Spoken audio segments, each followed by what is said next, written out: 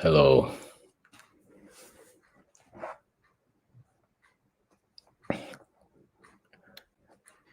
welcome.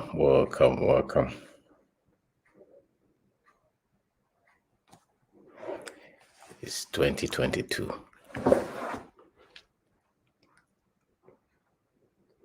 Let's see who can join us. Who can join us, and then we can start to share some few ideas. We can start to share some few ideas. Want to talk about business, and you want to talk about rare estate, particularly if you want to start business in Ghana, or maybe you are doing business in Ghana and you want to take it to the next level. You want to make things less stressful, or maybe you're thinking of getting into real estate, getting into properties, building to rent, or building your own house, or maybe your family house, or building to sell. I want us to share some few things. And hey, Jeff, welcome. I want us to share some few things. And so, my name is Obed Dalco. This is 2022.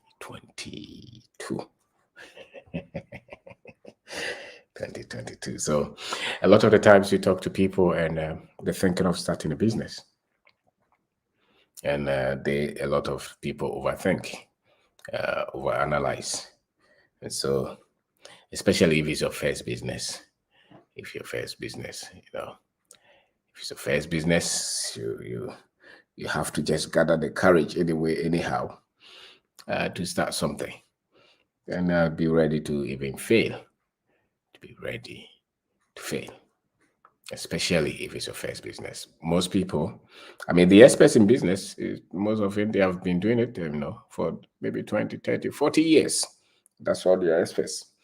Now, if you just started and you want to be an expert, I mean, you can read books to make the journey a bit easier for you, but you still have to, it's like learning how to drive.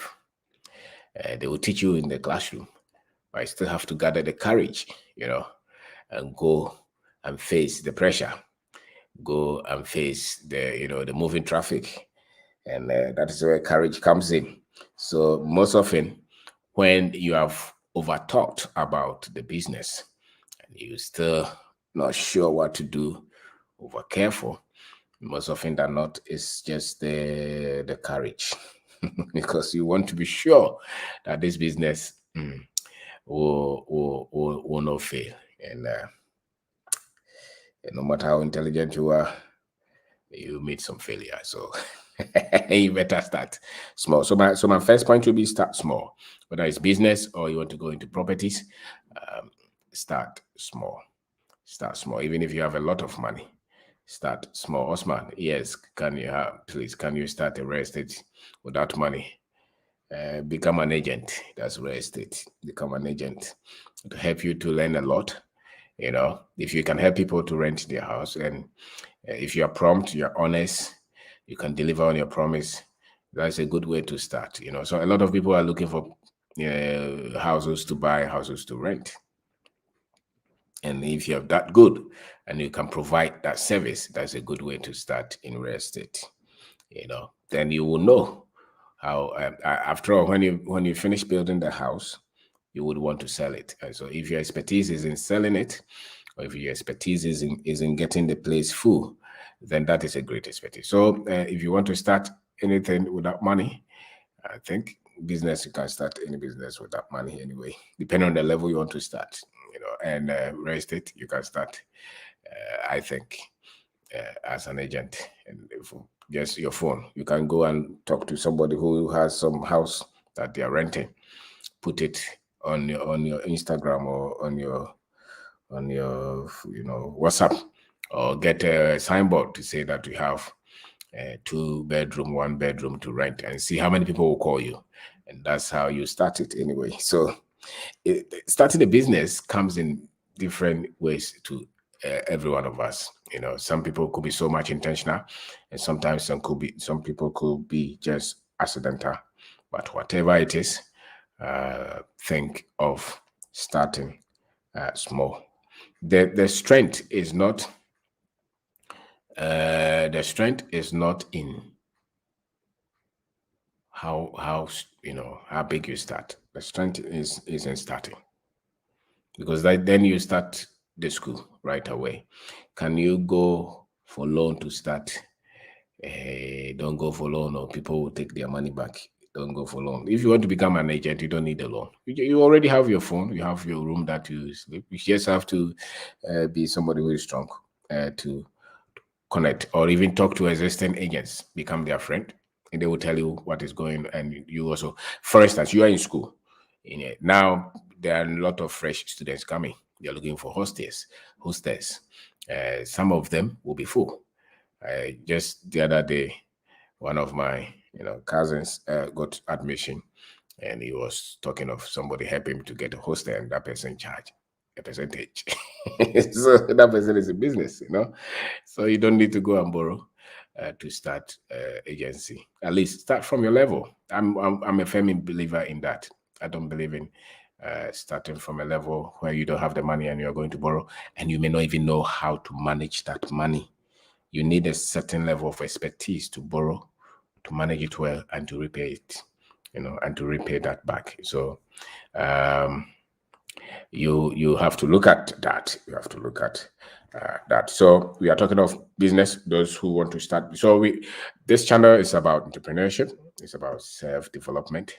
It's about why I talk about Africa, and why I share some videos on history and people who have done great research because I think that something happened to us when the colonizers came, and a lot of the information that have been thrown out there have been destructive to the Africans, and the institutions that they use, they still perpetuate, or they still continue to, cause the same damage to a very high level.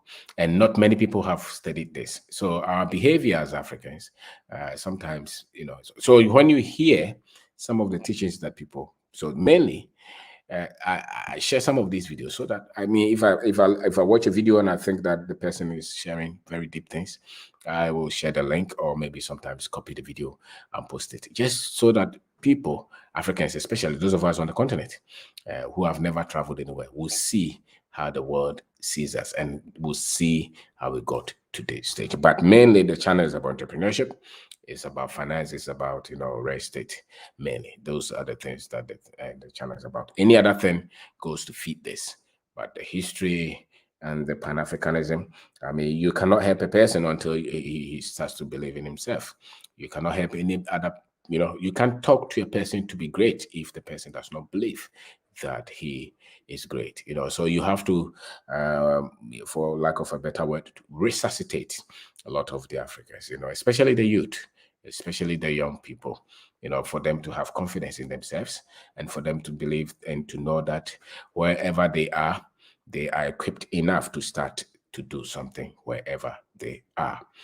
So, but we talk about business, we talk about entrepreneurship, and most people will connect with us, share, maybe send message to us, mainly to, get some information on real estate particularly, and on business, and on finance, and maybe on personal organization, personal development. So, so today we share. If you have any question on real estate, on building, construction problems that we all meet, maybe you have developed a project, you have gotten to a stage and you are stuck, you don't know what to do. We can share, because a lot of ideas come out of all the troubles and the mistakes and the challenges that we have gone through. We have gone through a lot of things, and for you to have the confidence to keep fighting, and to keep forward, and to keep thinking, and to keep pushing, because nothing is as dangerous as a hopeless soul. Being able to see that this is what my life is about, this is what I'm putting together, this is what I'm building, and being able to have good information about that, for me, is key. So if you know something that we think can be of help to anybody, can be of help to anybody, then we just have to share. We just have to share. So business, start small. Think of the business that you can do. Think of it. Some people are at home. Some people, they have a part-time job. Some people, they don't even like the job that they have. And most people, as Ghanaians, would always want to have a business. Think of the business that you. And my submission is that don't, if you don't have a lot of money, don't go into projects kind of business. Where you pump money for 2 years and there is no revenue, coming in. No, you have to start a business where the next money you start to get. We start the ED. Thank you very much, and I thank you for the support all the time and the encouragement. Thank you, I appreciate that, Mr. Eddie. And so what I'm saying is, think of starting in an area where you start to see money from the money that you invest in, or you have any idea that you have. Just look at maybe trading. I'm a big fan of that. Or don't go into prolonged, kind of business production. You produce for 10 years, 3 years, you still haven't sold anything, or you build them for 3 years, you still haven't rented it, you still haven't. So then it becomes dangerous, because then people will start to get into cash difficulties. And if you don't have a lot of backup in terms of cash, you will stop. The business will stop, and then they say that the business is in trouble. Much of it is lack of a lot of, not looking at the basis. Not looking at the basis. So start small. Don't be so much over ambitious as to how you want to start, but then have dream for the business, have vision for the business. Look at the business becoming something big in the next 5, 10, 20 years, but still start small. Any business that you want to start small, even if you have a lot of money, because what is key is the skill set, the network that you are going to build out of you starting, and the feedback that the customers, those that you're going to serve, give you. Those are the most important things. And I say that whether you are going to build business or real estate, don't be afraid of mistakes. Don't be afraid of errors. Don't be scared that people will screw you. They will screw you. I mean, that one will happen. So when they screw you when you're small, then you can you can easily detect them when you're big, maybe. So start small. Don't be scared of the mistakes. They call it risk, but life in general is risky. Life is risky. Everywhere you pick a car, you drive. Somebody else can cross you, and something happens. Life is general. So the hype, the risk aspect of business, but what is?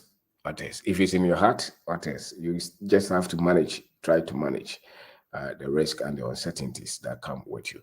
But one key that stays with you forever is resolving to be lifelong learner, resolving to be a person who is always looking to learn, to become better, to get new information, to challenge the old thoughts all the time. That's how you build anything.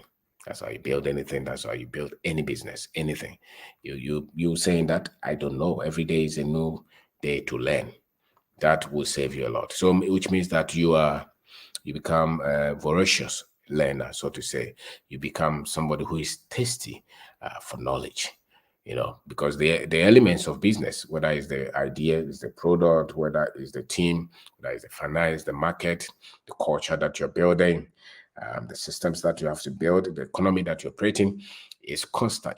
You have to be in a constant position to learn. Telling yourself that I'm a lifelong learner will help you in anything that you start, whether it's a business or real estate. Telling yourself, because the moment you think that you know everything, then it becomes difficult for you to learn anything. And most people who fail easily have that kind of thinking, because then they believe that everything they know is all there is. And if you come to that stage where you believe everything you know is all there is, then then there will be trouble. So the business, study the area you want to enter, or even the real estate, study the area you want to enter. What kind of people do you want to build for? Which area do you want to focus? You want to go to mining areas and build a single room self-contained for the mine workers, or you want to be at La Paz or Mambobi or Achimota, or you want to go to Sawam to build, or maybe you want to go to Kwabre or Edum, wherever. Where do you want to go? And wherever that you want to put that structure, look at the people who love to live there and their level of income. That should always inform the structure that you're putting up. whether you're putting up to sell or you're putting up to rent. And if you want to rent, a lot of the times, if you can, then look at apartment. Look at apartment, because if you finish a project, and let's say it's 6 unit, 5 unit, 10 unit, or even 100 unit, there is always a percentage that you can be sure that at least 1, 2, 3, 4 people will be there. If you put your money in just 1 unit and that person moves out, then you have a period where you are going to struggle to get another person to move in. So if you can get apartment on a piece of land, I think that reduces the stress in terms of the inflow. And even in terms of management, you're able to manage a lot of people at one place. I think it's easier that way than trying to build in the sparse areas on single units. And you have to move a lot of places to make it work. And I think the cost of managing such will be more than trying to manage an apartment. So that is real estate for you. And before you even get the project done, you're going to go through a lot of problems with masons and carpenters and electricians and plumbers. They are special people.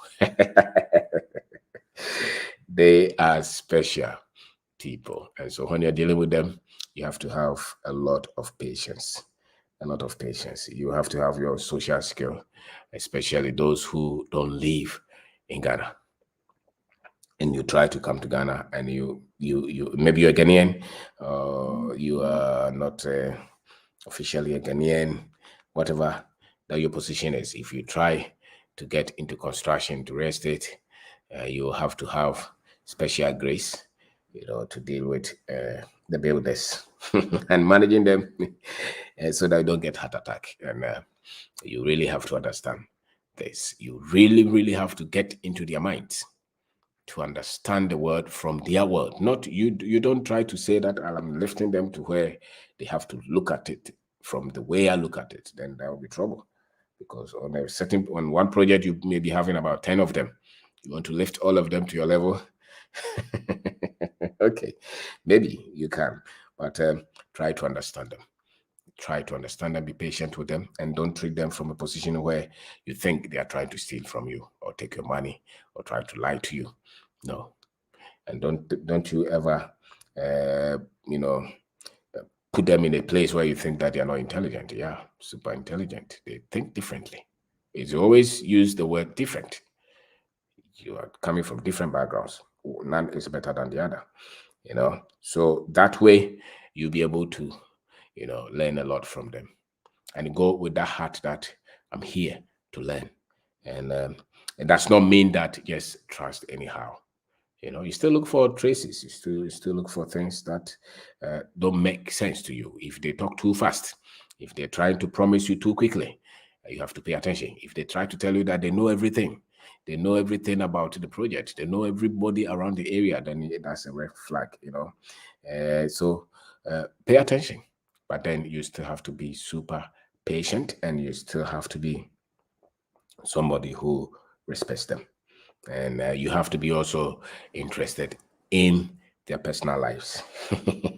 If you want your project to be done and done well, this one you can't. Because anything that you're putting 100,000 in, 200,000 in is significant money.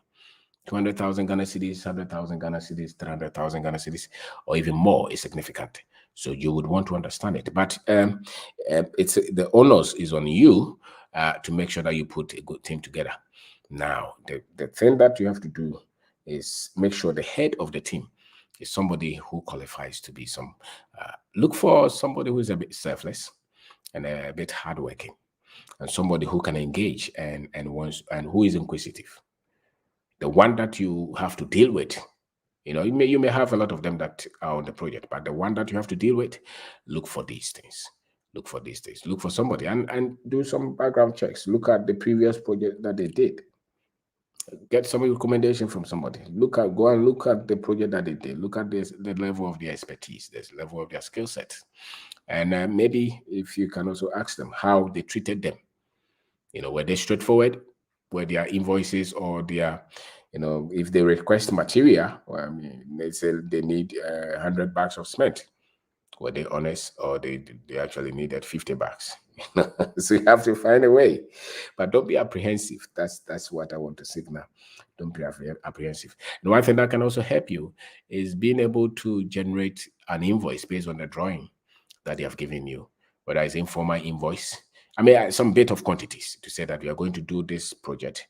Let's get a rough estimate as to how we will get. I mean, how much is it going to cost? What quantities do you need to get to, let's say, the roofing level?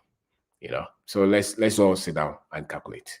And if you can pick it from 2 or 3 people, at least strike an average. It doesn't have to be exact. It doesn't have to be exact. You want the exact, then go and look for quantity surveyors. Go and look for the professionals, the architects. Go and look for the civil engineers, the structural engineers. They sit down to give you accurate figures if it's possible. But if you pick a mason around the neighborhood, if you pick a carpenter around the neighborhood, and you are still insisting on the quantities being exact, then you are not being honest to yourself, I think. Then you are not being honest to yourself. So managing them takes a lot of strength. And some people give up. So he told me he'll be here 10 o'clock and he has not been here. Okay. So if he tells you he'll be here 10 o'clock, then you start to call him 6 o'clock. If you're lucky and he doesn't put his phone down off, then But with time, when they build rapport with you, I have one special carpenter that I've been working with for years. He can screw you, but when he wants to work, he can also shock you and impress you.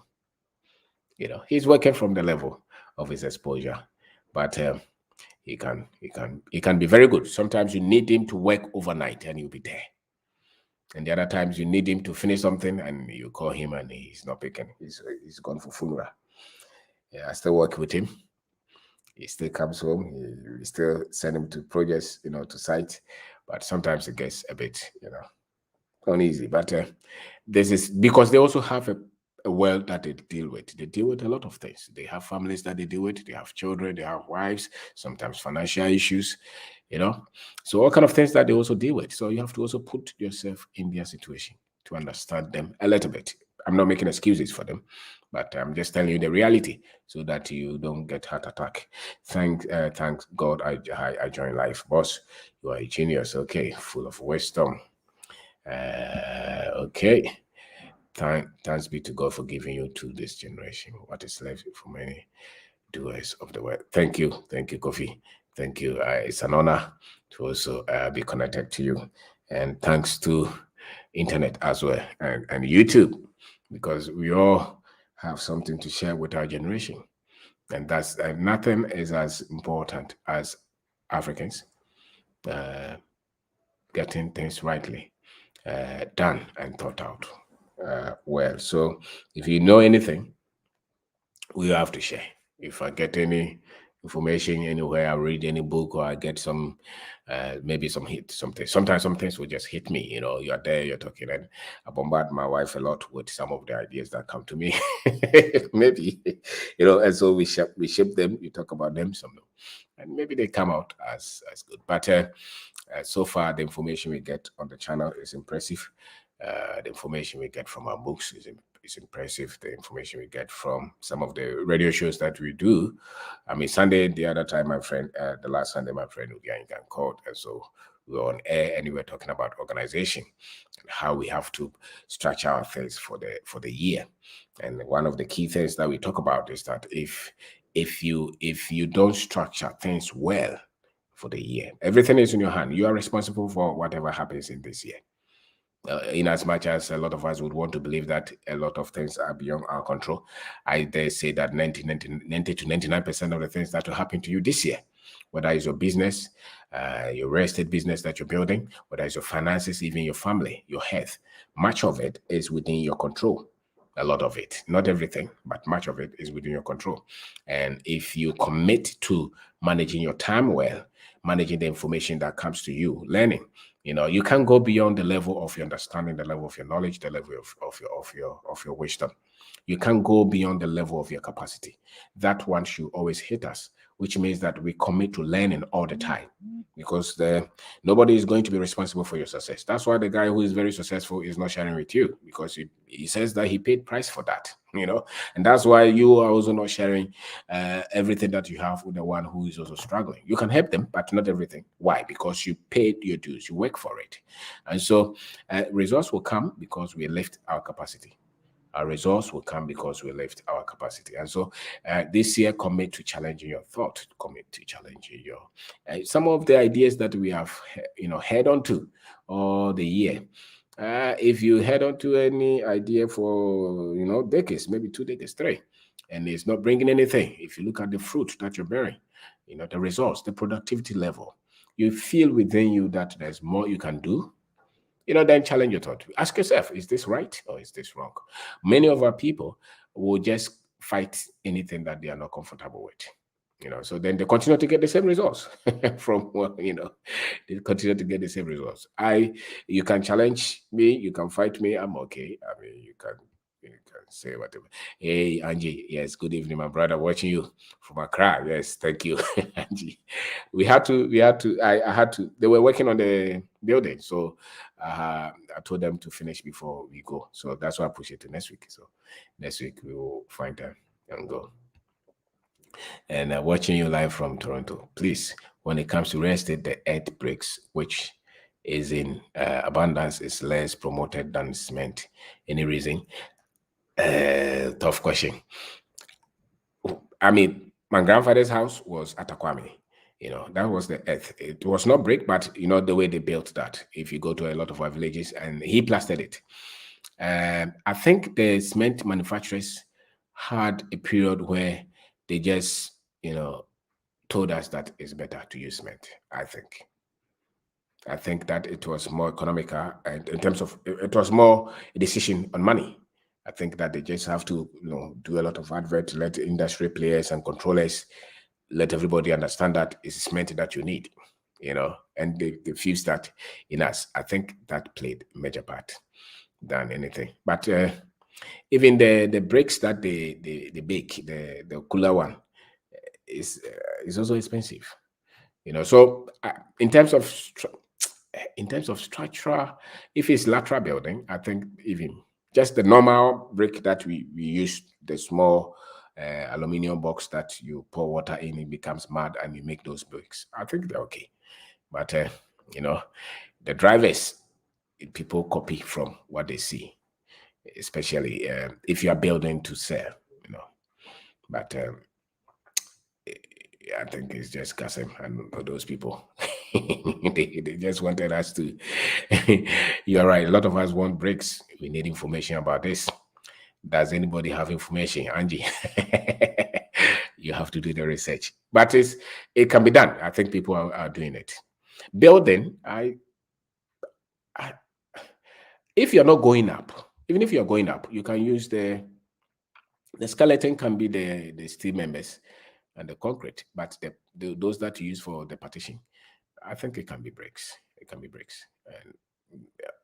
But there's bricks that they bake, the one that they put in the oven, and the one that they don't do anything to.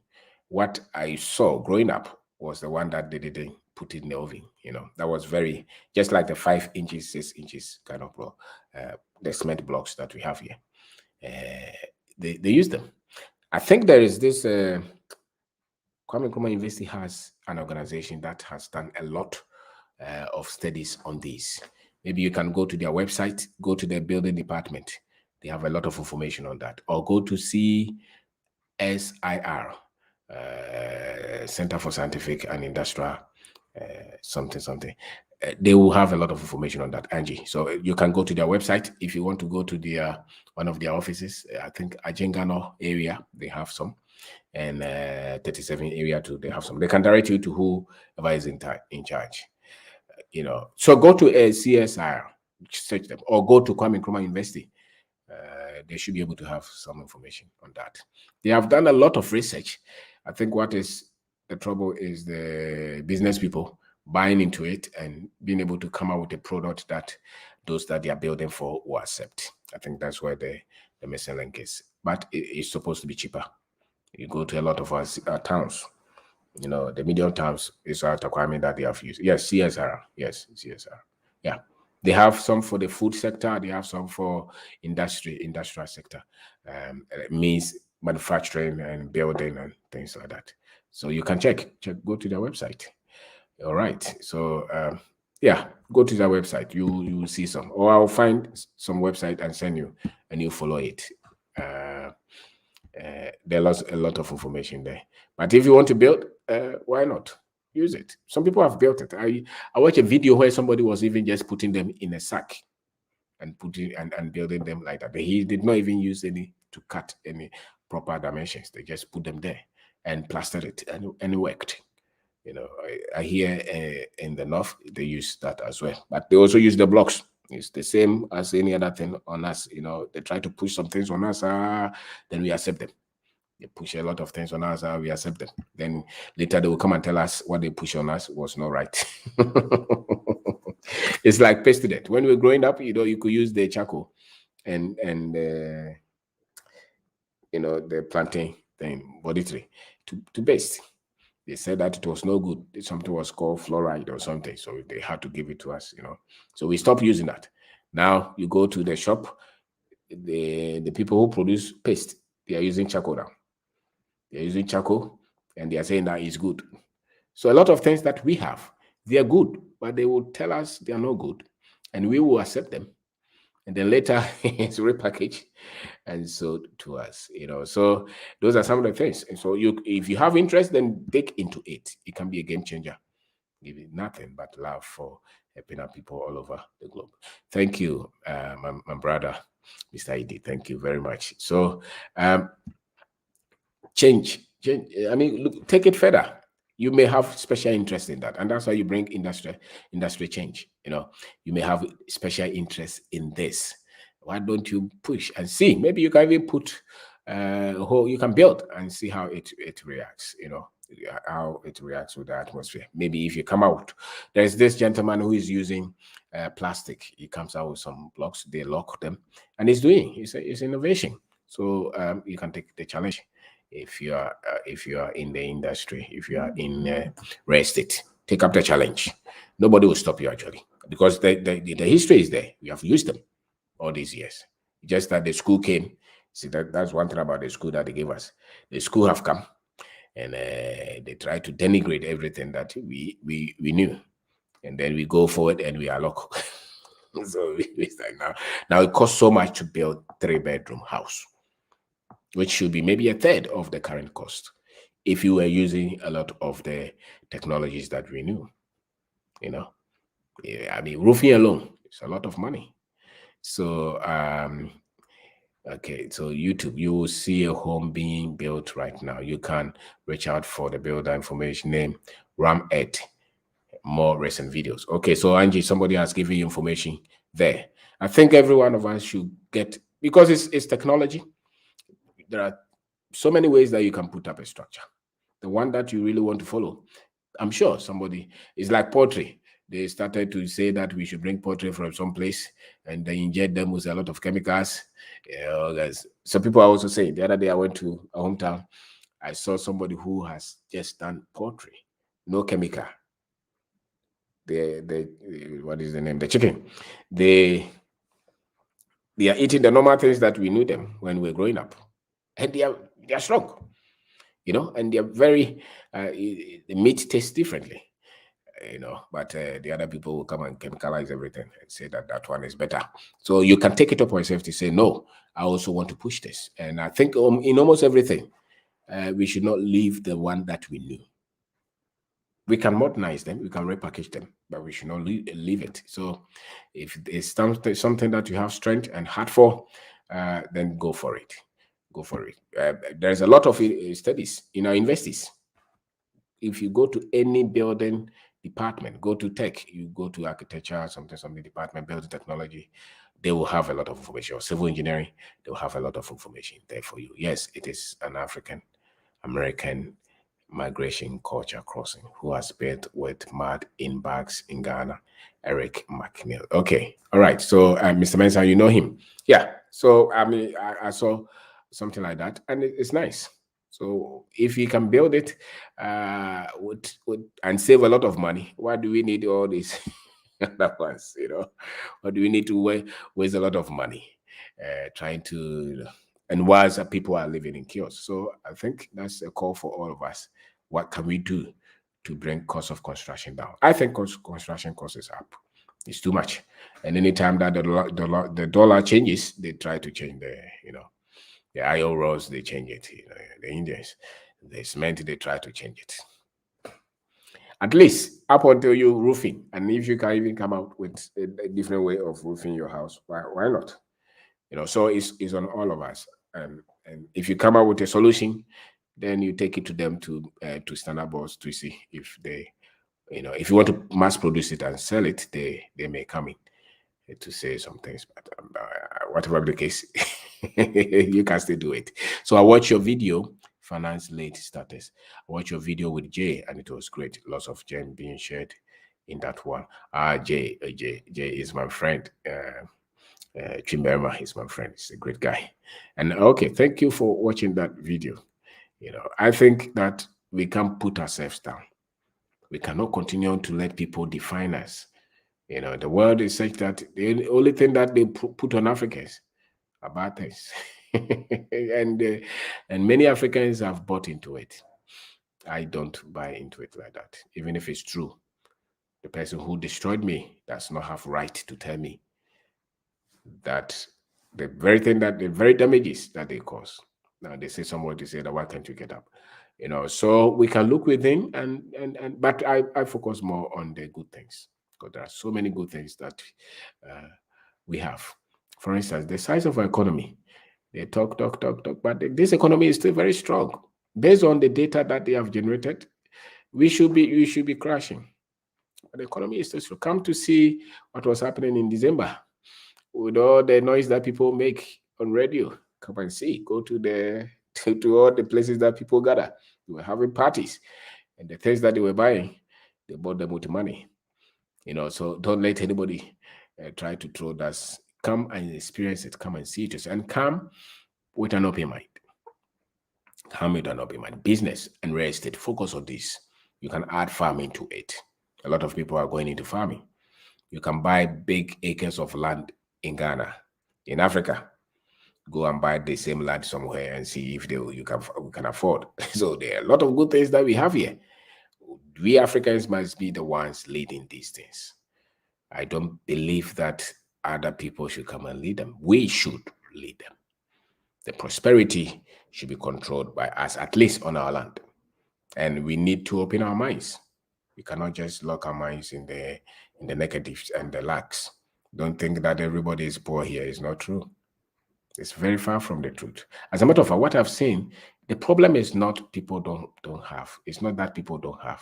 The problem is people don't know how to organize a lot of things that come to their hands. That's what I've seen. It's not so much that people lack.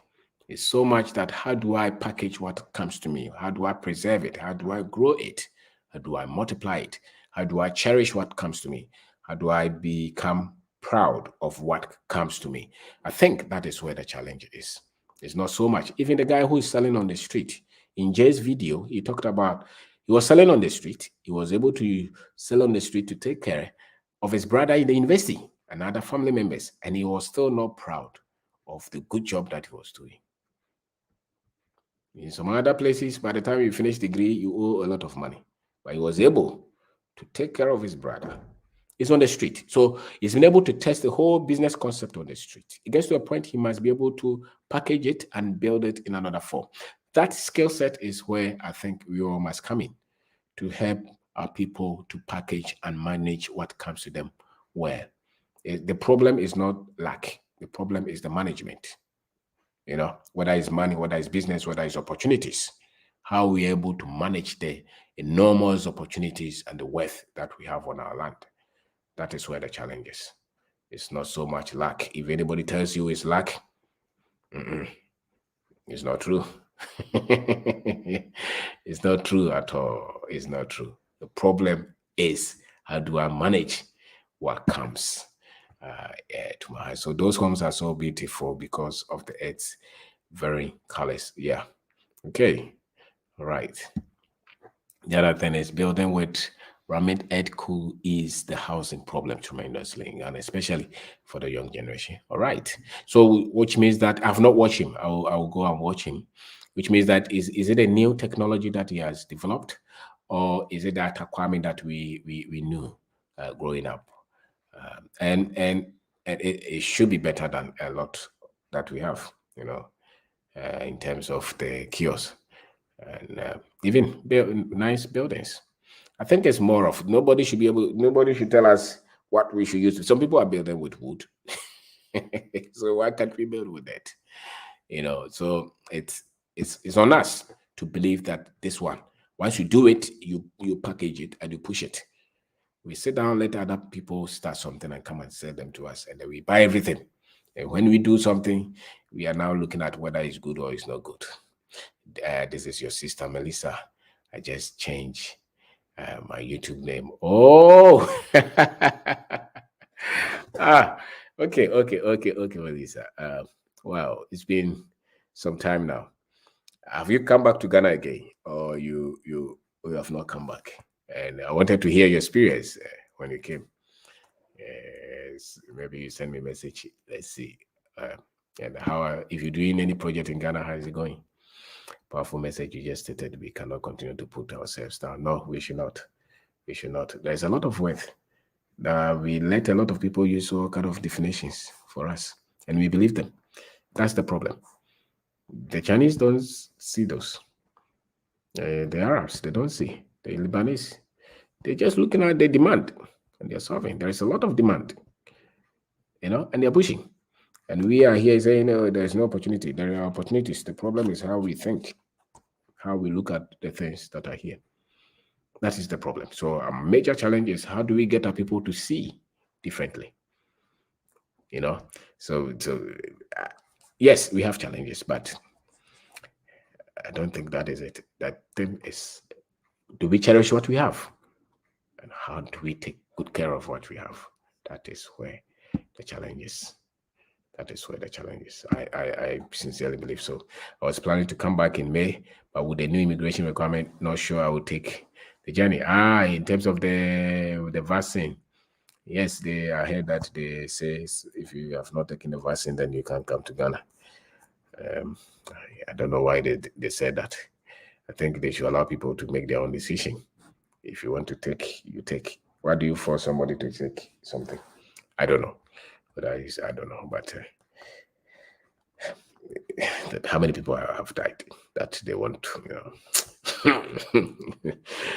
anyway. Hopefully they will relax that. Maybe if they do, then you come. A lot of people have problem with that. That's their plan, to stop in your track, make enemies. People are still entering Ghana. Angie, what does that mean? What does that mean? It means that those who are taking the vaccine are coming, and our people, the foreigners in Ghana, are living a good life. Your people are still cleaning up in the West. That's so true. That is so true. I think that we should, even if you don't want to look back entirely, at least visit. Don't buy that idea that is an opportunity to move out of here and to go when others are coming, when others are seeing the opportunities. You have troubles, but everybody has troubles. So that's why we are talking about business. How will you be able to, turn any idea into business? How do we turn any idea that we have into business? And how do we build a business in the kind of environment that we have? Because our environment, building business, is different from the environment that is in the West. It's not the same. So when you come, the way you have to do the business, it can be the way you do the business in some other places. You have to look at how is it done. Ask, how is it done? And then learn how to adjust to that. A lot of people complain and they want the system to change. I think that if the system changes as we so desire, to become another Western culture, and then the beauty will be gone. So we have to think, how do we, weave this to make sure that we keep some originality with us, and still adapt to, be able to be more productive and be more efficient, yes, but then not change the culture so much, the beauty that we have, not change everything. Because the moment we change, then we have become another China or another America. So I was hoping they will relax it, because I did acquire the land to come and start building. Yes, I'm sure they will look at it now. I'm sure they will look at it, or maybe it will change by itself. Let's look up to the middle of the year and see. The time that they made that announcement was not good. They stopped a lot of people from coming. I think they should look at it again. If the person is not sick and they don't want to take it, there should be another way that they can have. They talk about freedom, so I don't know. But so okay, so isn't that the truth? Which is what? What are you referring to? All right. So the way we do business is different. So if you pick any idea and you're working on it, be patient with the idea, understand the culture, serve the people, serve the people well, because this is how we also do. We have our own challenges, but one of the things that we have tried to learn and we have tried to keep is we don't try to change a lot of things so quickly or to suit somewhere. A lot of people complain about customer service, I wonder why the guy who destroyed a lot of lives now thinks that he has good customer service and we don't. It's the approach. It's a lot of factors, but then the standard, the marking scheme, we have to look at it again. It's not that there's no good customer service here. I'm not sure of that. There's good customer service here. People need improvement. People need training, but I think we mark them as if they have lived in some other culture. This is the culture they know. Even the business owners, this is the culture they know. So the way they do things, I'm not saying, because I've been to China several times and nobody is asking for customer service in China. They ask you how many pieces you buy, how many pieces, how many. That's all. They talk to you like you're not a human being, and we don't complain of their customer service. So we come to Ghana, customer service. Maybe there's something we have to do. We have to improve. No problem. But I think we shoot ourselves down when we use derogatory words to define our people and ourselves. If you want improvement, no problem. Push for improvement, but don't say that people don't know this, people don't think well, people are shallow, and the negatives are too much. I think if I watched some other video and somebody was saying that Ghanaians don't think critically. How can you how can you use these words? China has goods, yes, but Ghana yes, Ghana, yes, me also. China has goods, but they have no respect for anybody. Go through Chinese immigration and see if they even think we are human beings. Yeah, no respect for anybody. They talk to you like you are nothing, and we don't complain. We don't complain about those, but it's very easy for us to shoot ourselves here. Just come and talk trash on everybody. I'm not saying we should not improve. I'm just saying that even in that, you still have to choose your words well, because a lot of people are trying. A lot of people are trying. So because if you keep that thinking, then a lot of things will get. I don't know. I saw that video as well. I was so turned off. Who the hell are they? Did you see the cockiness? They were cocky, disrespectful. Almost everything that they talk about was, somebody said that they will not even pick any boyfriend in Ghana. So almost all of us are foolish. Understand the knowledge to make our people respect ourselves is not in the open market. So the mind is European. My friend said that they call them as coconut in South Africa. It means the inside is white, the outside is black. And a lot of our people are like that. And they think that the standard is English, the standard is American, the standard is Canadian. No, I use the word different. Different. There are things that every country is improving. So what amazes every one of us, what amazes me is a lot of Ghanaians who agree to such descriptions and tell you that they are being frank, and that's why we change. You sure? Do you know how many people have insulted us all over these years, and you still come to complain? Because that's not how you change things. Don't change things by using bad words to describe and you know. No, you change things by training, by bringing enlightenment, not by being you just use bad words and put all of us in a box and insult all of us to say that we don't think. There's no critical thinking in Ghana. That was so I watched that video. I was like, wow, you're that cocky. Of course, you will not survive if our people were not patient. And you think people who are patient are not critical? People who are patient are not critical. They may have their challenge with some things, and we all agree. We all have challenge with a lot of things, and it's not only Ghana; it's all over, you know. But there are other things that we are very good at. That's why we can smile, and we can escort you. We can have time for you. If you don't think you can have time for people, they say that people are corruption. You think that the global cartel is not corrupt, but Africans are corrupt. It's shallowness. Shallowness. And for me, if you're in that position, then why come? Don't come. Don't come, because then you can't stay. If you have this kind of thinking about your own people, then you can't be here.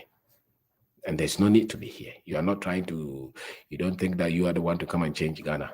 Okay. So those of us who are here, we are not changing anything. We don't know anything. So there are the same folks who are being followed in the stores in the West and completely accept that behavior by casting us, aspirations on Ghanaians. Yes, it's appalling. It's appalling. And it's naivety, actually. It's shallowness. They lack good content. They lack good African content. And that's a fact. They lack that. A lot of the times when people cherish Europeans so much and they respect the white hegemony, they are sunk in that. And that means that when they come here, because that system is designed to denigrate us, to disrespect us, to mistrust us, to look down upon us. That system is how it's designed. So once you think in that system, automatically you reflect the other side of that system. And so if anybody thinks like that, it means that they are stuck and lost in that system. But they use that system as the standard. And that system has been very evil and dangerous to Africans, And that's why somebody in India will think that is wiser. And I wonder why they said they still like here. It's conflicting. It's very confusing. You cannot use those words. At the same time, you like here and you are still saying almost everything here is no good. You can't take a boyfriend here. The people don't think critically. They don't know what they want. And yet you say that there's something good here. It's confusing. Very confusing. It means that it's not constructive. That's what it means. It means that they have not studied. And it's not that let's go and change Ghana.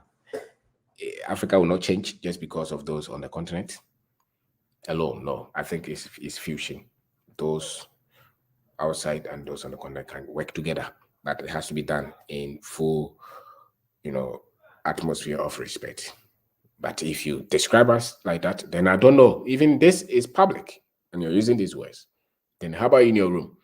How do you talk of us? Just because you have not traveled outside the continent means that we are not thinking. Anyway, so those are the things that they use on us. So sometimes it's difficult for you to even engage such minds, because then no matter how sincere you are, and supposedly you will think that you have some brains, but they think that you're an idiot just because they come from a system that looks down upon them, and the offshoot comes to us, and sometimes it's amazing. It's amazing, but we just have to understand that the hegemony produces this. The global hegemony produces that. Because after all, if you watch movie, The great ones are white. You go to IMF, all those who lead these institutions are white. Jesus is white, God is white, the demons are black, Satan is black. Every role in the movies, look at how they give to the Africans. So when you live in such system, subconsciously, at the micro level, you don't accept yourself unless you have quality information. So they can, some people can even wear the kente and dance to the kete, and still the words that will come from their mouth to describe the African will be negative, because they have not built restraint to combat or to face this hegemony. So a lot of Africans live in that. It's very conflicting. You hear a lot of Africans every time they use bad words on Africans and on them themselves. And they're always trying to say that if the white man did this, the white man is very wise, the African is foolish. It's not that the white man is wise. He has made you to believe that he's wise, and you're following his step. And the moment you think like that, you've been caged. You are in a cage. Your mind has been enslaved, and you don't know. So you study it. Not many Africans are free from this. Not many Africans are free from this, especially. So anytime that you come here, you are looking for things that to support this argument that the Africans are down. The Africans are poor. The Africans are corrupt. The Africans don't know how to organize themselves. You think that England, when it was formed, 60 years after its formation, you think that England was organized?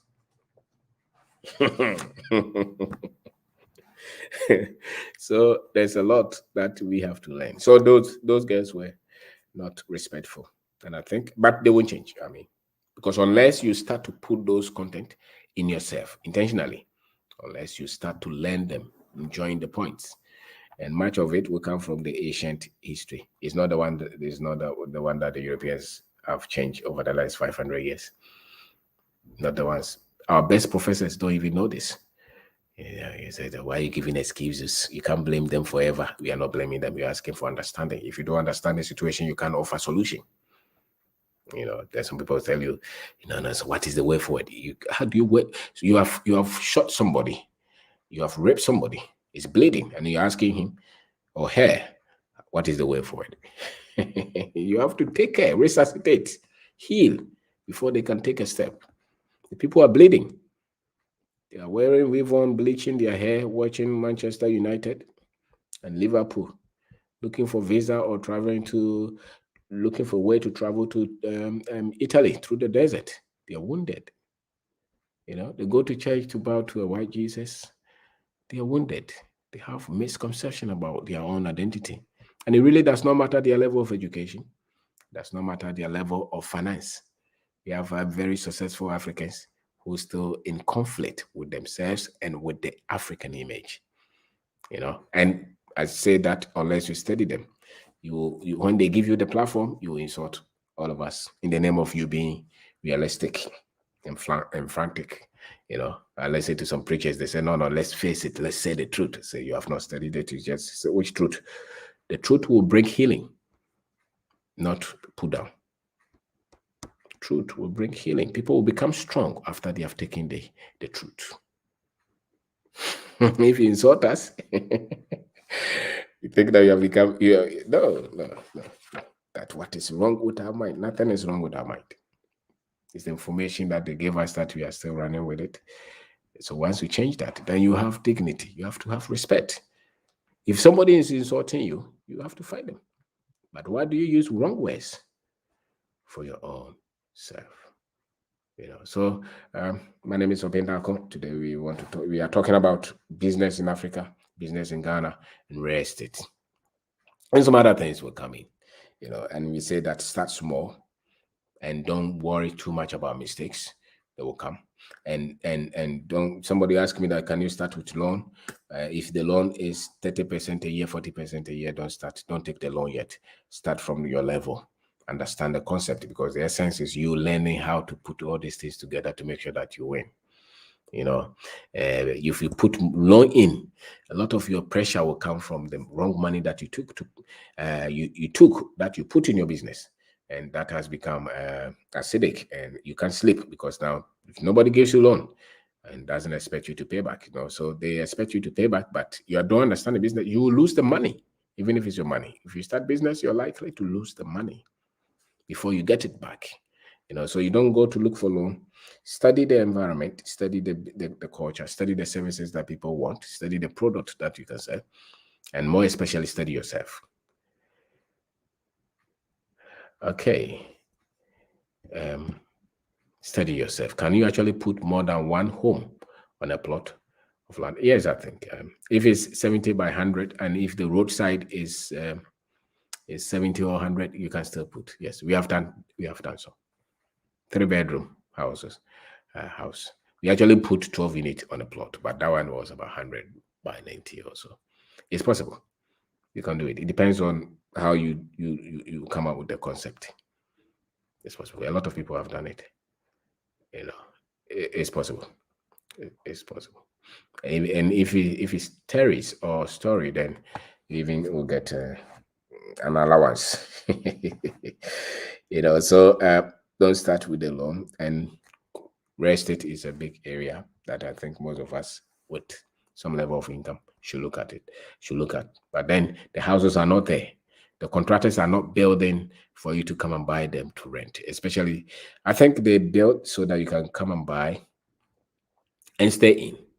For commercial side, we don't have a lot of contractors who have built houses that, especially apartments that you can just go and buy and start to rent. So, which means that you would have to do a lot of the construction yourself, and that's where the problem is. But it's still doable. It's doable. That's why we share. So, and sometimes people will just connect and ask some questions.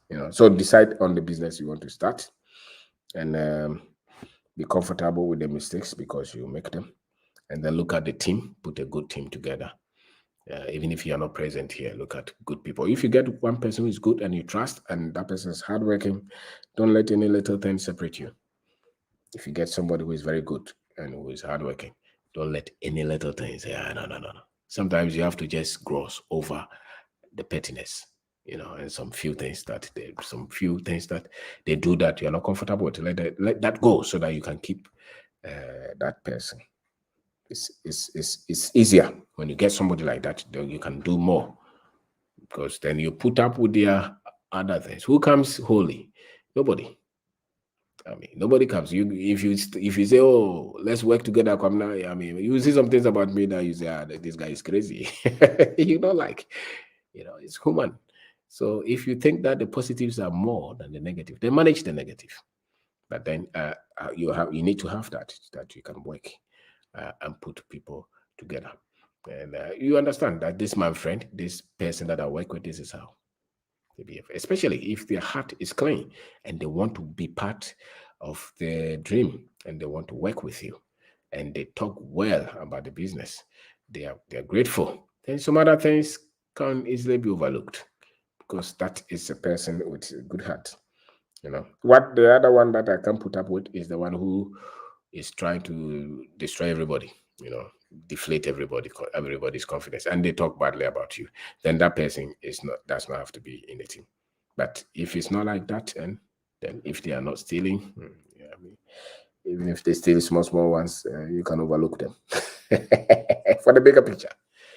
For the bigger picture, you have to know that, because nobody comes in 100% holy. Whoever you pick, there will be something that you have to deal with. So the challenge is, how much do I have to deal with? How much waste do I have to manage? It's like efficiency of the engine. The fuel you buy, the efficiency is just about 20 or so, 18%. So all the money you put in, some of them will go into heat and friction and things like that. Brake application.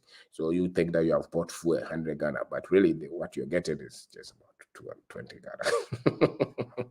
But you need the car to move. So what do? You can consider the losses so as you can get the 20 something percent. So it's the same.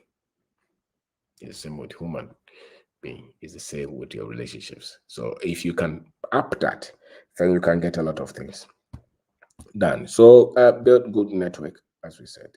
Great network, because a lot of things can be done easily if you have great team. If you have great team, you can do a lot of things. And people will think that you don't even work. Because you have mastered how to put a team together and how to let people work and manage them from behind. You know, because you have you see talent and you can see. Maybe you are just going to wash your car and you saw that boy, and the boy is the way that he works, the respect, the seriousness. That's somebody you can tap. You know, you go to the market, you see how the young girl moves, somebody you can develop. You go to the site, you see how there's always somebody that you can always identify and develop and give more to. You are not just going to look for somebody who has already been prepared. So sometimes you look for those that, because those people are very thankful most often, and they will appreciate what you do for them. And not much they can do, but not much than the other one who is in the suit and tie, trying to tell you how organized they are. A lot of the times you can get the same output in somebody different.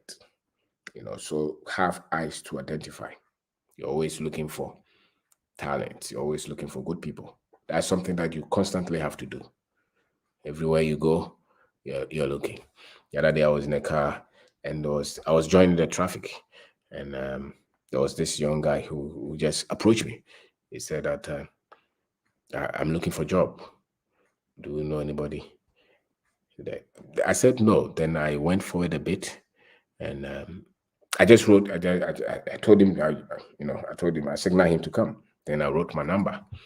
I look at his face. He said, yes, this young guy, maybe 18 years. So I wrote my number. He said, call me. Let's see. That's a young guy. So I gave the number to another person to see where they can put him. If he happens to be a good person, he can work with you for at least a year or two or more. His passion to work, he wants to learn. So those are some of the gifts or some of the expertise that you have to develop. Look for those who want to help themselves and help them to help themselves. Look for that. Always have eyes for that. You can see it in their eyes. Not all the time that you'll be right. And so don't beat yourself. Some of them, they will come like that, but they will disappoint you. It's okay. If you get 1%, you are great. You're very great. I mean, it means you're a genius. If you get 1% right. If you get 1% right with human character, you're a great person. I tell you. Because some of the shocks can shock you. But then you can't do it alone. That's something about business, something about real estate. You can't do everything alone. So you still have to know how to work with people. And so measure yourself. Where, if from 1 to 10, where would I put my skill set in terms of how I pick talent and how I'm able to develop people and how I'm able to put these opposing views and different personalities together in a business? How are you able to do that with less stress and not much frustration? Mark yourself from 1 to 10. Where are you? Is it 2? Is it 3? Is it 4? Is it 5? Or you, anytime that's more than you just sack them.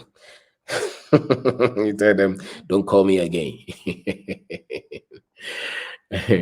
Don't call me again. Don't call me again. You get frustrated, you get angry. And you're not God. You're not God. You're not God. You're just another person. So take it easy. That's so noble of you and something we should all be doing. Yeah. Yes. Give them and always try to treat people based on their merit. Don't try to say that because the other person did this, it means that this person will do this. Let people prove themselves. I think that's the way forward, because then you can bulk everybody together. You can say that anybody who looks like this, I don't want to deal with them again. No, let people prove themselves. That way, you take things easy. Don't just discard. You say, somebody looks like Kwabna, maybe somebody screw you. And he looks like me, or even carry my name, Kwabna, or maybe even my full name, Kwabna up in that. So anytime you see this guy, say, no, this guy looks like the guy who screwed me. So, no, give me a chance to prove myself. Give me a chance. Maybe I'm different, give people a chance. Let them prove themselves. I think that way you'll bring your pressure down, because you're still going to work with people. You're still going to employ people. So how do you do it, and do it with less stress? And then look at how you build a culture that will help them to develop and to be more hardworking and more sincere, and to be more responsible for their own lives as well, and help them to build their own finances as well. The tools that you use to handle your finances, you can share it with them. I pick this percentage, I save this, I invest this. Share with people. you know uh, share with people. Share with people. Yes, the so-called advanced countries, they were underdeveloped until they started to move to Africa. And now they tell us they are developed. Since when? A lot of this world that we see, it's not just about the last 50 years that we see a lot of all these technological advancements and all this. Many of the things that we enjoy today, that didn't happen in the last 100 years. Most of them, especially when it comes to the electronics and the so-called, TV and media, and a lot of them just, but they want to act as if it been around. They have been around for 1,000 years. It's not that far. That also means that we are not far from getting it. If they left us alone, we will develop. If they left us alone, if all these countries left Africa alone with the same leadership that we have, that we call corrupt, we would develop. If they stop giving us all these controls, we will develop, because they are not. I can tell you, I don't think that the other leaders are wiser than our leaders. I really don't believe so. No, I mean, COVID prove it. If you don't believe it, no problem. I mean, look at COVID. Look at even the solutions that they are coming up with. The thing is not working, but they say that give it to the people. So forget it. Politics, they don't make their money. It's the country's money. You just have to be sincere and just think about the people. It's not so strange a work, because you're not responsible for the money. You're not the one generating the money. You just have to make right decisions and think of the people, And if they left Africa alone, Africa will develop. That one I can tell you. So it's not like your leaders. It's because of every time there's somebody telling them go here, then another people will bring them here. Go here. They are calling them for this meeting. They don't let them lead. They're always telling them what to do. That's the main thing. And somebody said, "Why did you go there?" And he came to me some things. The system was set. So I want to thank you very much for taking your time to watch this. If you are building any project, if you have any project in Ghana, you need information, just send me WhatsApp in my free time. I can respond. If you're building business and you ask any information, you want any information, and we can help, why not? We want our people to do well. That's why we share. Somebody asked me, "What do you have time for all this?" I say, "What else should we have time for? What else should we have time for? Even if you build whatever business that you build, you have to look at your people. Where are they? If you go to all these countries, are people up or down? Wise view. It took. We look back the money. We took back the money and resources that the West stole from the African continent. The West will go back to being fought. And look at France, look at America. A lot of their companies are here drilling the oil, taking the gold, and telling you that your leaders are corrupt. If they say that they should stop, you see what they would do. And somebody say that's an excuse. Okay, that's the problem. It's not an excuse. It's not an excuse at all. You just have to understand things as they are, so that you don't always put your people down. A lot of our leaders are okay. I mean, I don't. Yes, there are a few things that they can do and do well. I mean, some of the Land Cruisers that they buy, they can reduce them. Some of the travels, they can reduce them. Yeah, but those are not the reasons for whatever that you think they should do. Those are not the reasons at all. They are far from the reasons. But there are things that they can do. I agree. But when you put everything on them, And then I find it difficult to accept, because most of these embassies here, they're not here to give visas. They're here to make sure that their companies are taking all the money. And our people are not fighting back. Africa, our chance is for the majority of our people to wake up and say, enough is enough. I don't see a development coming from the government. I see a development coming from the individuals, you, me, the other person, gathering momentum, changing something at the ground. So you are building something, I'm building something. Sometimes we complain about China, but if we had 10 million of us in Ghana, in every industry trying to do, China cannot push through. They could influence the government officials, but they will not push through, because if they get to the ground, there'll be resistance. The other day, they said that some people sacked the Galamsey people from their village. But the military people have been trying. But the people decided, no, we are not allowing you to take this, and they stopped them. So we sit down and expect government to protect us. I think that we should sit up and say that no, our government has been designed it's not so much equipped to protect us as we so desire. Not at this stage. So we must pay attention that if you see something, if you start a business, I start a business. If you start some investment company, you build factories, you build hotels, you start a tour company, you start an IT company, finance company, everything that you are doing that I'm doing, if you show special interest in our various African countries, and we look back to say that we have to leave these continents better for our children, there's nothing that cannot be done. If what I'm doing, if I say something and you also share what you know and you build and I build, there's no way China cannot take over. No, it's not true. We are not that foolish people. It's not true. But if you sit back and say that somebody else should do it, the government, then they take advantage. So the solution, I don't think the solution of Africa is in the government per se. They can do something, but it's in awakening the people. It's telling them this is the blessing that you have. Africa is a blessing that you have. Pay attention. It is the good. God gave you this. Don't let people take it. Cherish it. In spite of all the troubles, the beauty is still there. So pay attention to the treasure. Don't let anybody talk you out. Build something. If you build business and officials are worrying you, don't worry about it. When they come, talk to them respectfully. Ask them, they should teach you. Don't be frustrated, because the system is not coordinated like that. So when they come, they ask you, so, okay, I don't know, please help me. Who should I see? They will help you. All that they need is the respect. They want you to show them respect, because not many people are patient with them. So if you are very patient and respectful and engaging, you become their friends. They will always give you the directions. And don't let anything frustrate you. Understand the level of our operations, and understand the culture that we have. And if you get that, you can build anything that you want to build with less stress. With less stress, and you peg out those, you take out those negativity from your mouth. Start to use good words for yourself and for your people. Start to see. You don't say, Nigeria. No.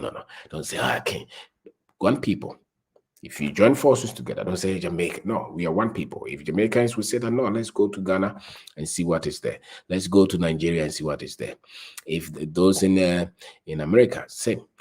And we say that, listen, this is our continent. Don't let us sit back. Nothing should stop us. If we build 10 and they break it down, build the 11th. If you have to build 1,000 to survive, you have to. So long as you have life, what else? What else? So long as we have. So I think one of our biggest problems is interest rate and the bankable is too high, which make many dreamers unable to. Yes. So once the interest rate is not doable, then let's find another way of doing it. Because if you go to take the interest rate, then there's no business. So go small, understand it. And for me, one of our best, of course, if you want to get into the millions, billions, then you need this. But one of our best ways to build a business here is organic growth, expanding the business from the growth that the business brings itself. That is the best way. to survive in our economy. Because if you take 30% interest, trouble. You shut down. You shut down. You know, and you don't want to follow politicians for contract. So organic growth, I think, is the best for now. Until the interest rate comes to 9 and 5, if you go to them, 30% for real estate development, you will cause trouble for yourself. You will not sleep. You know, a lot of contractors don't have peace because they go to get the project, then they go to bank to take big loan. Before you see it, everything is out of order. That's not what you want to follow. You know, growth is good, but growth that is bringing a lot of burden, no. Then look at organic growth. Organic growth or different sorts of funding is better. I think there's a lot of money in the system. Just pay attention. You know, and that will be responsible for the growth of your business and good management, actually. You know, so there's a lot of money in the system. Don't forget that. In some other jurisdictions, in big English word, they use credit to buy, and they give the business people credit. Here, credit, though, no, the customer does not have any credit, and the business does what they get. So what makes you think that we have a lot of things running? That should inform you that the factors are different. You know, so that go to Mercom, go to ShopRite, go to Palace, go to all these companies. The Christmas, how much they mobilized from Ghana. And somebody tells you that there's no money in Ghana. Okay, don't believe it. The people were not buying with credit card. Never forget that. You know, so if they are not giving good interest rate, let's teach the people how to build from within the business. It's tough, but I think it's better. Because I've seen a lot of people. I mean, we ourselves, we went for some project, we went for some of these loans, and they killed us. They killed us. So, I mean, from what I know, it's not good. It's not good. It's not good. So let's look at that side. So somebody saying collaboration is key. The Indians do, yes, because the interest rate from the bank will do no good. Yeah. So I agree to that. If you have somebody you trust and you can put your resources together, you will do something better than the bank. Once you go to the bank for 25%, 30%, 40%, 60%, you have to be a genius.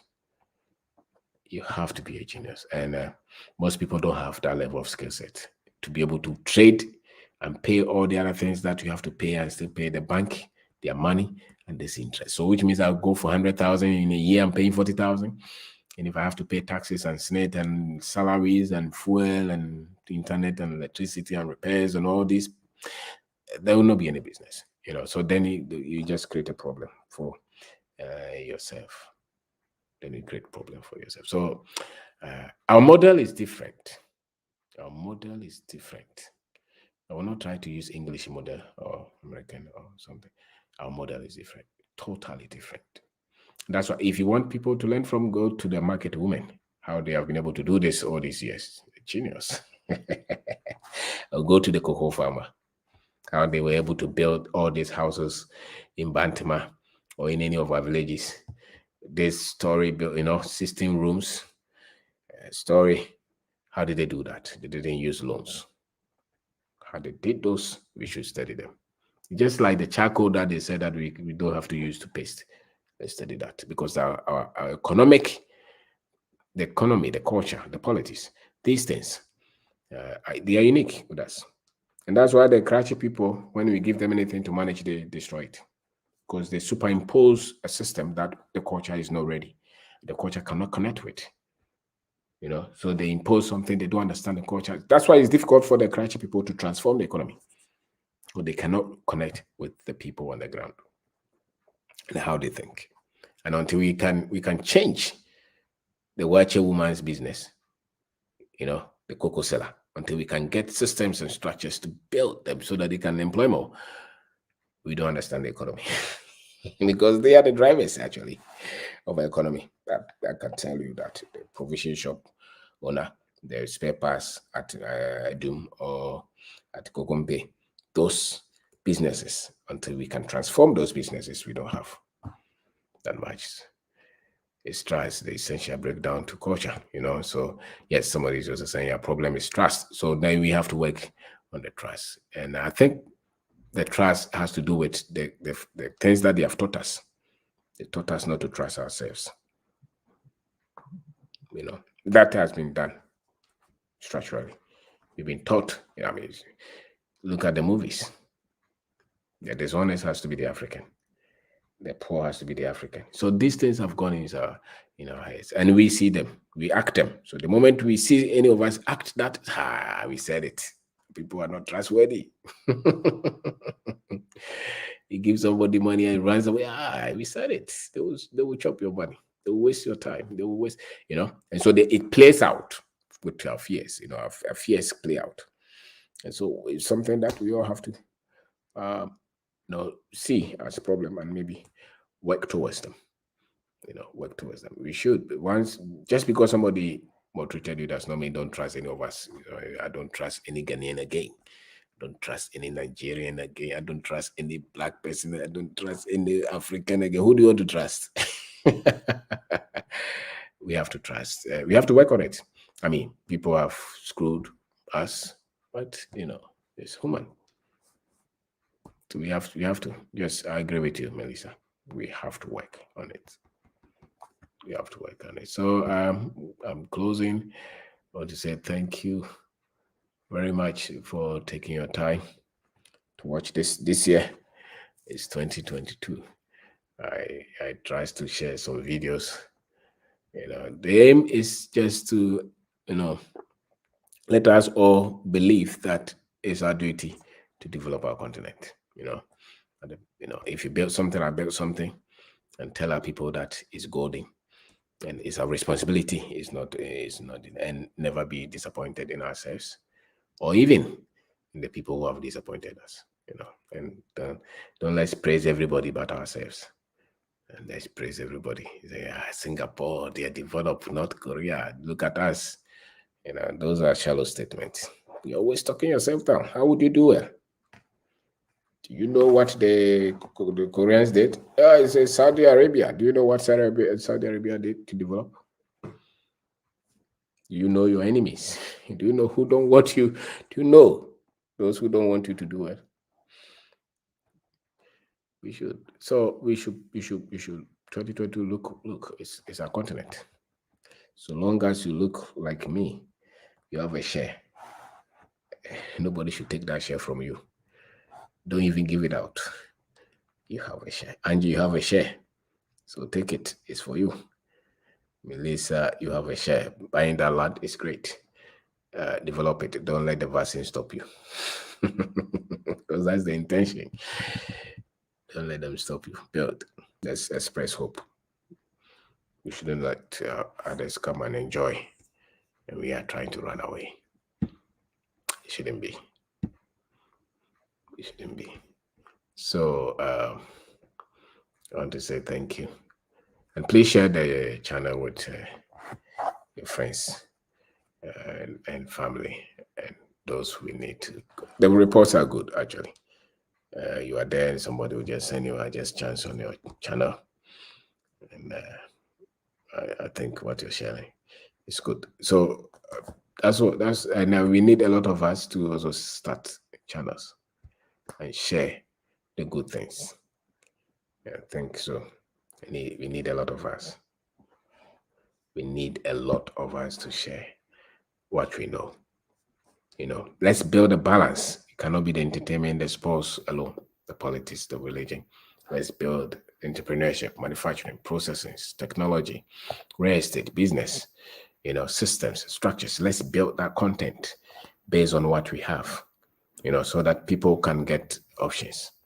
At the moment, it's tilted the other way too much. My dad was a big cocoa farmer, and out of farming, built houses, never trusted educated people as those who could transform economy.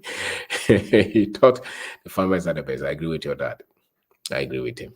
The moment you go through this education system that we have, You become selfish, you become self-focused, you don't care about anybody. You want to look white, you want to become white, you want to wear suit and tie, speak English like the way I'm doing here, and you think that you're better than those who had money and were able to produce cocoa, and build their houses without debt from IMF.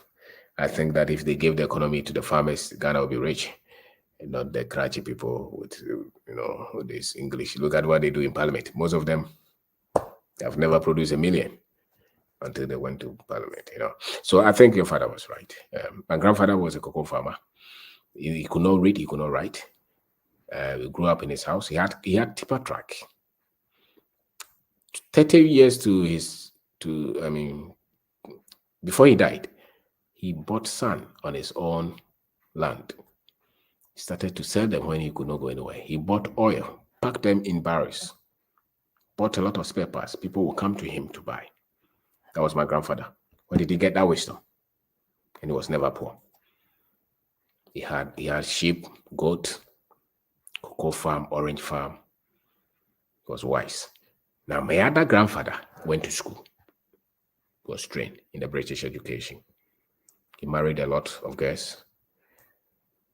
And he died poor. He never had any money. Two grandfathers. One never went to school. He never died poor. The other one went to school. He never looked at he never thought of leaving the grandchildren any money because of the school.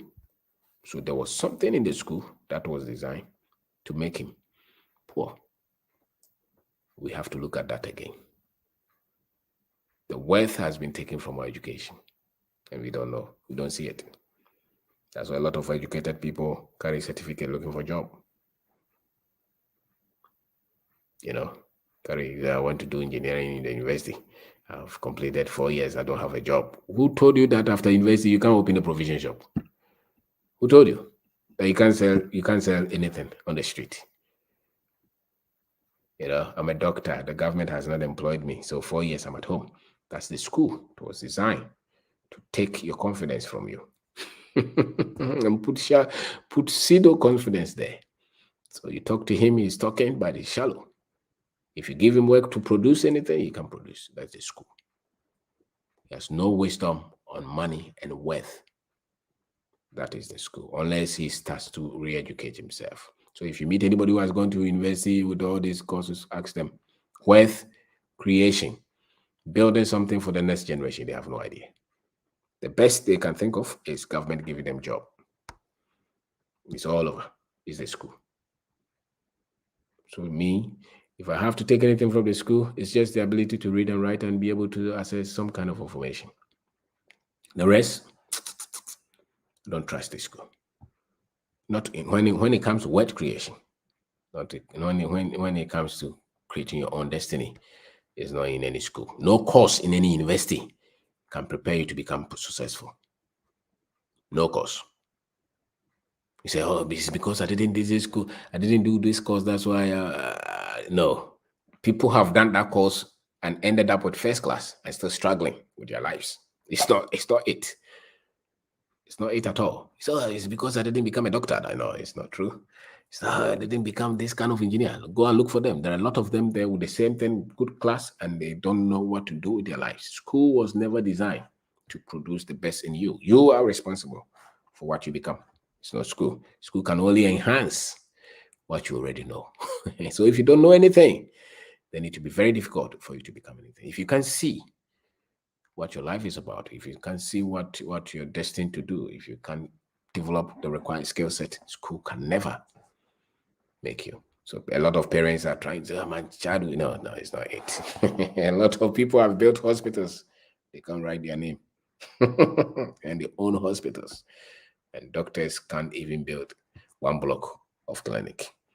Because what it takes to build is different. And we have to let our people know this. It takes courage, it takes vision, it takes persistence, it takes hard work, it takes discipline, it takes knowledge, it takes networking, it takes endurance to build, it takes financial knowledge, wealth creation, selflessness. These things, if you have them, then the school will be important. But if you don't have these things, the school is useless. And you carry the certificate and go and look for a job. And when you get a house and a car, you think you're successful. No, you're not successful. You just have a house and a car. You're not successful. Build something that the next generation can be proud of. Build something. Leave something. Build an institution. Build an organization. Employ people. Build wealth. And that is what we have to tell our people. The average young man in China, if you meet him, he's building a factory. He's producing something. We have bought this idea that we have to produce music and movies and football and open churches. That is a problem. And other people are trying to take our gold, and we're still singing. So the young people are hailing these guys who are singing songs that we don't even understand. And they only get money. The people who are following them are poor. We want young men and women to produce. Those should be our heroes. Not sports, not entertainment. Go to anywhere Africans are. They have pushed on us that our portion is sports and entertainment. Not factory, not technology, no. You just have to do this, sing and sing. And so somebody sings when you say he's a king. King of what? King of what? When we change the dollars and go to China to bring things? When our people are living in chaos and we are not building houses for them? We are not creating jobs? And you say you are king, singing to party, for us to party. No. We need not to celebrate this. We need to look at those who are bringing innovation, entrepreneurship, wealth creation. That is where the ball is played. Look at the world countries that produce, that have industrialized. When they meet, they don't call the other ones who are not industrialized. They don't. Because that's not how it is done. So the young men and women who are producing, those are the ones that we have to hail, who are building. The economy is a people with a culture managing their wealth. That's it. It's not people dancing, and others are taking your wealth. No, we can't accept that. But the people can only express what they've been exposed to. If all that they've been exposed to is music and sports and politics and religion, then that's what they think they can do. So we have to tell them. You have to start something to say that you can start production. You can build a factory. You can build an IT firm. You can produce gold and jewelry. You can build car. You can produce computer. Computer is not a white man's product, no. The car is not something from the mind of the white man. It's a whole system, complicated system, that was produced by so many institutions and individuals. So don't tell me that the white man produced computer. We told you. Did the white man produce 1, 2, 3? With that 1, 2, 3, you can produce computer. So who produced 1, 2, 3? The numbers. So there's a lot that we have to push on our people, so that our young men and women can get good examples to look. They cannot just be watching food. They cannot open the TV and all that they see is yeah, that's all. So they think the world is just about music. That's not true. That's not true. So we will produce a lot of great musicians, and our communities and our towns and countries will still be, the people who will be in charge of the retail will be foreigners. Those who are producing will be foreigners, and we are singing. I suppose it's not right. It's not right. Sometimes you go to some places, big factories. The foreigners have factories producing. You go to the next stage where the Africans own is a church. That has to change. That has to change. That has to change. So somebody is producing vaccine and sending them to you. No. So, I have a friend is producing. He has a factory, and he's producing. What is it? Chemical oil. Young boy. I have another one who produces food. So many. We need a lot of these stories. In every industry, in construction, real estate, in farming, in automobile, in pharmaceuticals, in the food industry, in the fashion industry, everywhere. We need our people, bags, shoes, clothes, socks. We need our people to get into all these areas, and it doesn't matter how small it is.